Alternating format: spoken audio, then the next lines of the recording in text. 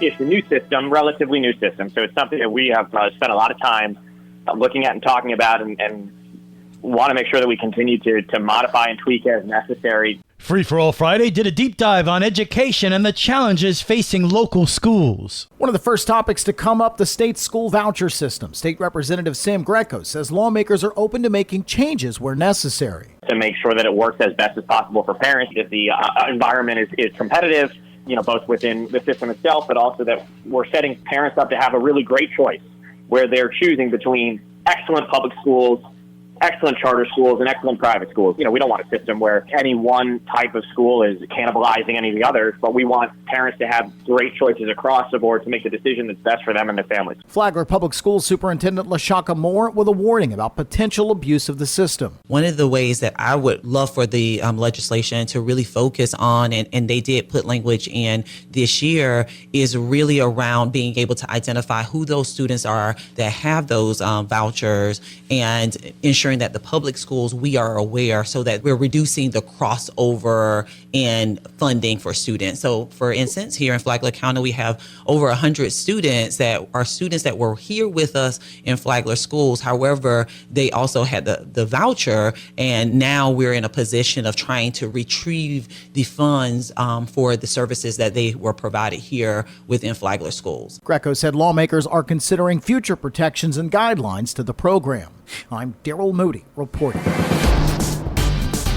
Good morning, Flagler County. I'm Rich Carroll. You're listening to Flagler's Morning News on Tuesday, July 22nd. A Palm Coast couple is facing felony charges after deputies say they left their infant alone in a running car. Flagler County Sheriff Rick Staley. A witness who saw something, said something, led to the discovery of a couple that decided it was more important to go into a bar and drink than to take care of their infant that they abandoned and left in the back seat of a car so they could go drinking. The Flagler County Sheriff's Office says it happened just after 10 p.m. Friday night. A concerned citizen called in with a tip. When deputies arrived, they found an infant asleep in a car seat, improperly secured, with the vehicle unlocked and the engine running. A woman identified as 28-year-old Clarice Finnegan came out of the bar and told deputies it was her vehicle. Her husband, 60-year-old Norman Finnegan Jr., was found drinking inside. As a result, both of these parents of the year were arrested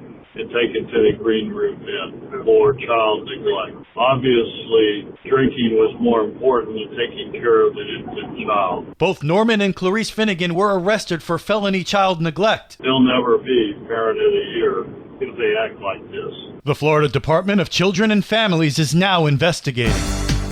This local news is a service of Flagler County's Toyota dealer, Beaver Toyota in St. Augustine, conveniently located right off I-95 at exit 311. The Palm Coast City Council is holding a workshop today. The meeting, beginning at 9 a.m. today, will get underway with the Flagler County Sheriff's Office report. More from Brittany Kershaw, Communications and Marketing Director for the City of Palm Coast. Giving an overview of their organization and their upcoming budget needs for fiscal year 2026. Following that, the Stormwater and Engineering Department will present City Council with the Flagler County Vulnerability Assessment and Compound Flooding Overview. Then the Financial Services Department will present City Council with an overview of all of the funds for fiscal year 2026 besides the general fund. So this encompasses the utilities, stormwater, and any other ancillary funds. Then diving a bit deeper as the meeting continues. Then City Administration is going to present a new public-facing dashboard designed to enhance transparency and provide regular updates on City Council's strategic action plan priorities. There will be a demonstration of the new dashboard to walk the public through the functionality. And then the Community Development Department is going to present a resolution approving the Community Development Block Grant for fiscal year 25 and 26 in the annual action plan. Brittany Kershaw. You can watch the meeting live on the Flagler Radio YouTube channel or the WNZF Facebook page. For Flagler's Local Morning News, I'm Karen Johnson.